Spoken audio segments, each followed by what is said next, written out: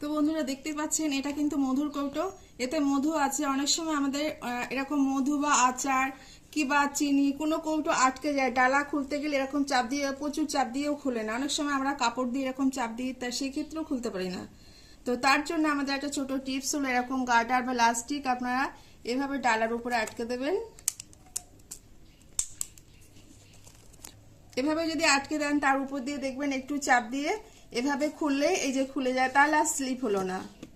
তো টিপসটা যদি আপনাদের ভালো লাগে তাহলে একটা লাইক দিয়ে দেবেন। তো বন্ধুরা দেখতে পাচ্ছেন এটা একটা চুড়ি।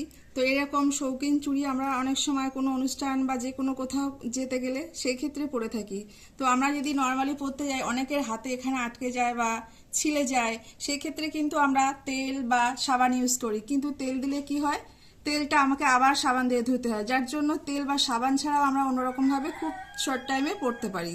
তার জন্য বাড়িতে যদি এরকম কোনো মোজা থাকে তাহলে সেটা আগে হাতে এইভাবে পরে নেবেন। আমি দেখিয়ে দিচ্ছি।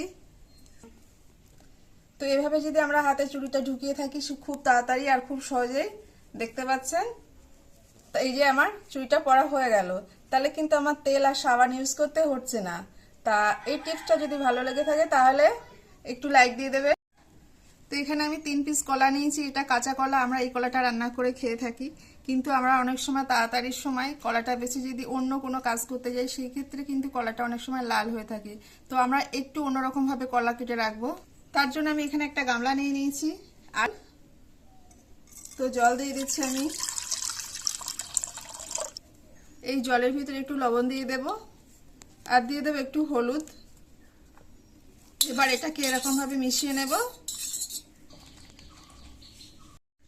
তো কলাগুলো আমি কেটে নিয়েছি, কেটে নিয়ে যদি এভাবে লবণ আর হলুদ জলে এরকম বুড়িয়ে রাখি, তাহলে কিন্তু আধা ঘন্টা হোক আর 1 ঘন্টা হোক, কোনো টাইমেই কালো হয়ে যাবে না, আর এই যে কালো কালো ভাবটা আছে সেটাও কিন্তু আর থাকবে না।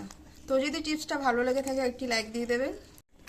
তো বন্ধুরা আমরা অনেক সময় ভাত বসিয়ে দিয়ে বিভিন্ন কাজ করে থাকি, কাজ করতে করতে ভুলেই যাই যে আমাদের ভাতটা বসানো আছে। সেই ক্ষেত্রে অনেক সময় কিন্তু ভাতের জলটা কমে গিয়ে তলায় পোড়া ধরে যায়, কিন্তু সেই পোড়া ভাত কেউ খেতেও চায় না, আমরাও নিজেরাও খেতে পারি না, তাই বলে তো অনেকটা ভাত ফেলে দেওয়া যায় না।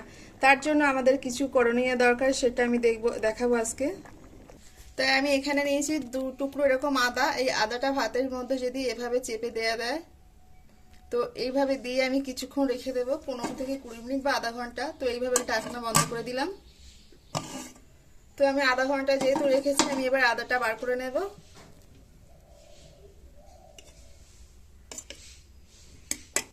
এই যে আমি আদাটা বার করে নিয়েছি। তো এই আদাটা আমরা ফেলে দেবো না, এই আদাটাও কিন্তু আমরা রান্নার কাজে লাগাবো। তো এইভাবে যদি আমরা পুড়ে যাওয়া ভাতের ভিতরে আদা দিয়ে রাখি, তাহলে সেই ক্ষেত্রে কিন্তু ওই পোড়া গন্ধটা থাকে না, ভাতটা কিন্তু আমরা খেয়ে নিতে পারি, ভাতটা অপচয় হয় না। তো আদাটা আমি তুলে নিচ্ছি আর ভাতটাও ঢেকে দিচ্ছি। তো ভিডিওগুলো, আমার টিপসগুলো আপনাদের কেমন লেগেছে অবশ্যই কমেন্ট করে জানাবেন।